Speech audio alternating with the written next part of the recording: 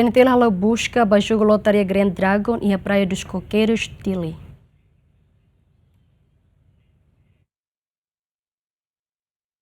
Polícia Nacional Timor-Leste lihusi Direção Serviço Investigação Criminal hamutu com Polícia Forense quarta-ne executa ordem do Ministério Público onde halo busca na apreensão do jogo lotaria Grand Dragon e a área Praia dos Coqueiros Pantakelapa no moço sucursal Ida e a Timor Plaza Dili. Tamba antes ne governo hasai ona resolução onde taka jogo online sira nebe makloke e harai larang. Porta-voz PNT Superintendente João Belo Hateten hafoi halo busca equipa de SIC loriqueiras trabalhador gerente na edifício Direção Investigação Criminal Nacional Comando Geral PNT Caicoli halo identificação. A intervenção para os jogos Dragonian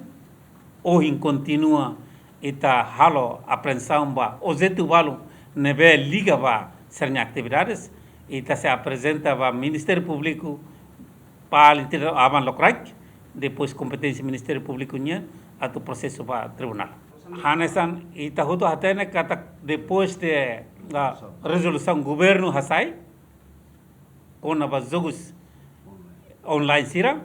neve jogo online sira hutu tem taka neve cari companhia ou sira neve afetado ba operação ainda mais sira direito a tu colher tribunal suspeito ita tahu se a situação operação orsec e te descobre suspeito na entolo no sira neve mak serviço na ingena ba hamutuk na insano sen lima ito foi sen declaração ida ne sira bela apresenta e legal ou ilegal sira bela apresenta tribunal ami halau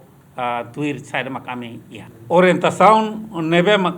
mai usi Ministério Público ba sira hotu neve mak considera aplica jogo online se ia operação basira. Dadang PNT assegura ela evidência nessa telefone sanolo resin 5, computador sanolo resin, passaporte nomos osang montante $1 rihun sanolo resin, odisaya nessa evidência ida bakazu ne, Lucio Correa, GMN.